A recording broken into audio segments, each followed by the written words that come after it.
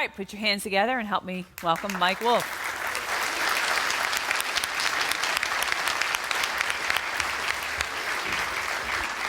Hey, thanks for coming. Yeah, thank you. All right, I'm old school. You're old school, huh? Yeah, I know. They said you got a little freaked out. I've got the handheld here. I'm about ready to sit on Elmo, so yeah.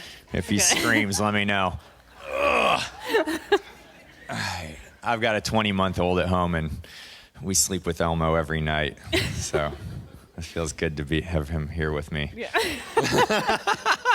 If you need to take a nap, that's all right. We can, we'll find a No, little I'm spot good. for I'm you, good. Thank you for having me. Oh, yeah, absolutely. So this is going to be sort of open Q&A. Okay. So I'll start out asking you some questions. But, guys, this really is for you to ask him questions and so forth. But I think just to kind of set the stage, the reason I had you here is you really are an amazing entrepreneur. And I don't think, the show kind of, is a little bit, the show's more about the people and your passion and your excitement. But I think people don't realize how amazing of an entrepreneur you are. So talk a little bit about your businesses. Well, I've been self-employed for 26 years.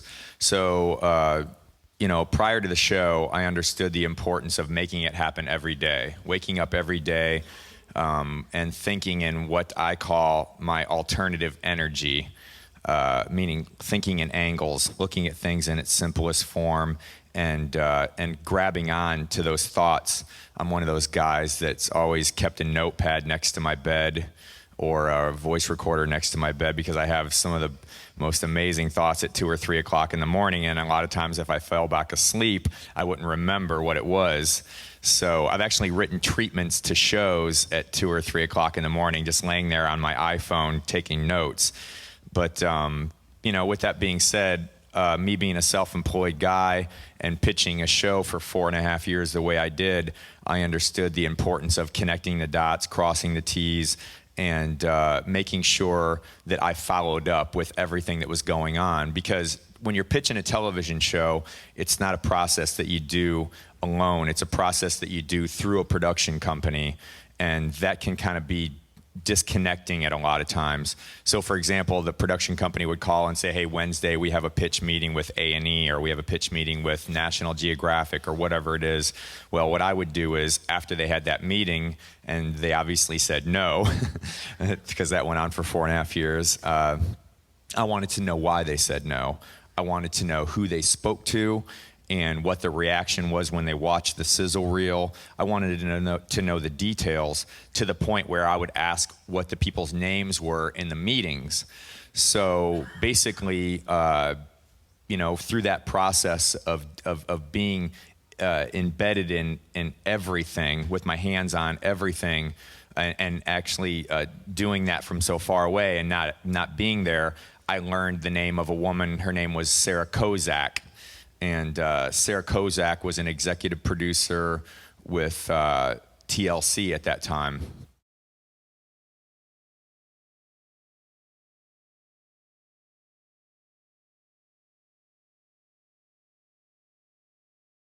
So talk about how it's reflected on my business. Like a lot of people that come into my stores, I'd say probably 80% of the people that come in my store, they don't collect anything. They don't collect anything. They're not interested in collecting. They're just interested in the story. And I think, obviously as children and as we go into adults, we go from chapters to channels.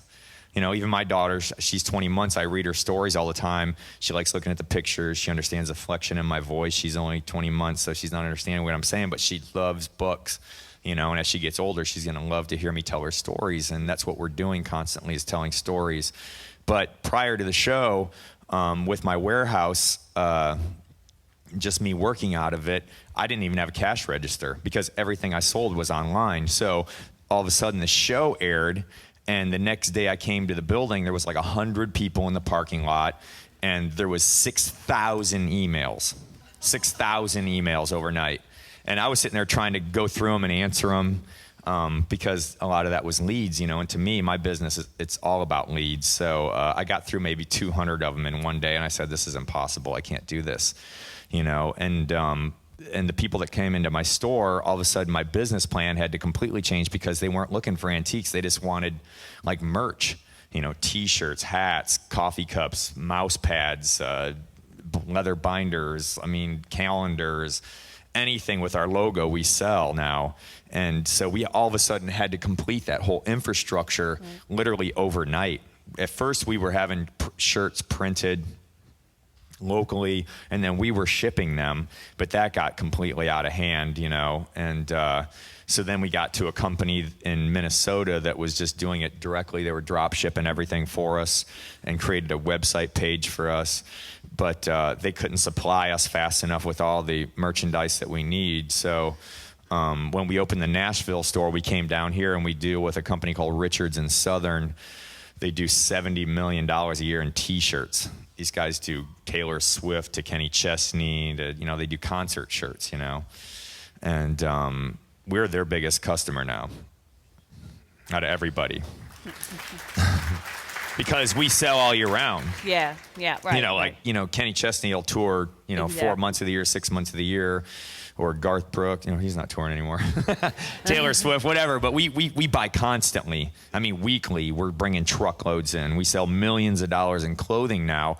So imagine all of a sudden having that dropped onto your lap. You know, I'm a guy from Iowa that, you know, was sleeping in my van when I was on the road, you know, and came up with this idea, and then all of a sudden we become a major retailer. When you look at the amount of advertising that's put onto my company, it's insane. I mean, imagine like Ford or Chevy or any of your businesses. Imagine any of your businesses being shown for 12 hours straight in a marathon on the History Network.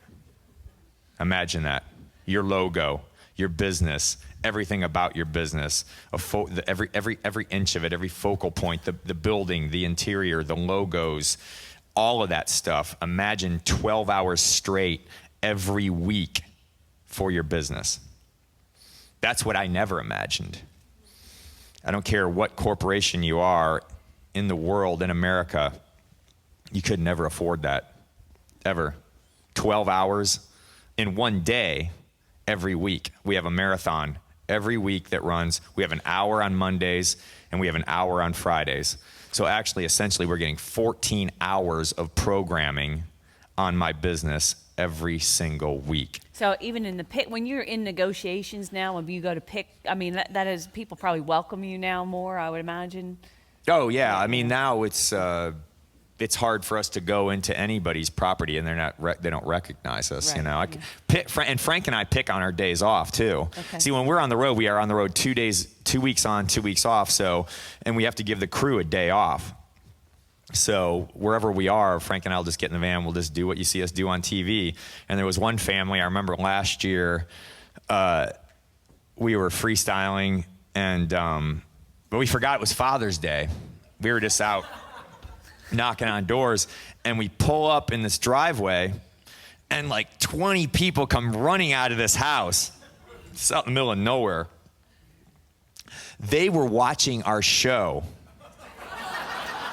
in their living room, and their TV is, you know, against the picture window. They're all on the couch watching the show. They see the van pull into their driveway as they're watching the show.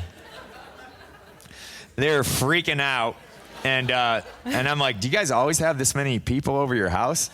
And they're like, no, it's Father's Day. So I was like, oh, wow. So we ended up having dinner with them and ended up getting some stuff out of the barn and stuff. But imagine that. They're watching the show, and the van pulls in their driveway.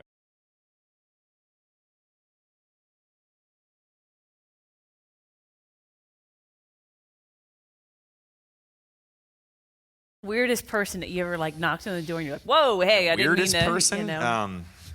Man, that's a. Everyone ever show up naked, like open the door and just be naked?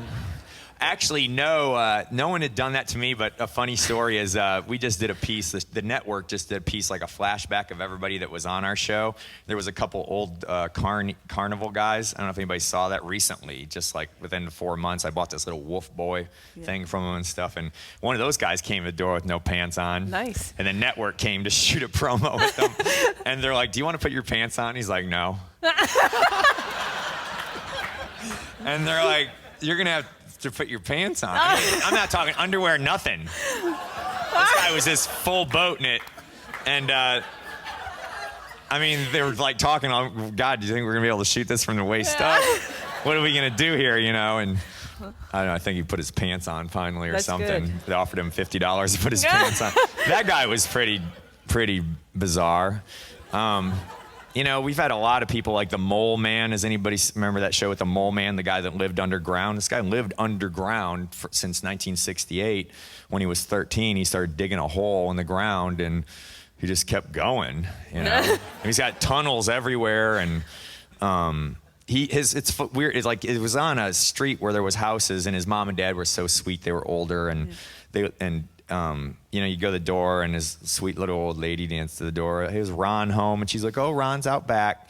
You know, you go out back, and then there's this, like, you see like a tunnel going next to the garage, you know, and that's Ron's house back there. And you go, I mean, that was pretty crazy. So, but I had always met some unusual people, and I met a guy one time in Iowa that, you know, had a head of a deer hanging on his wall, like a taxidermy deer, but he just cut the head off the deer and hung it on the wall. He didn't get it taxidermy. He didn't take it anywhere to get it mounted. He just had it hanging on the wall.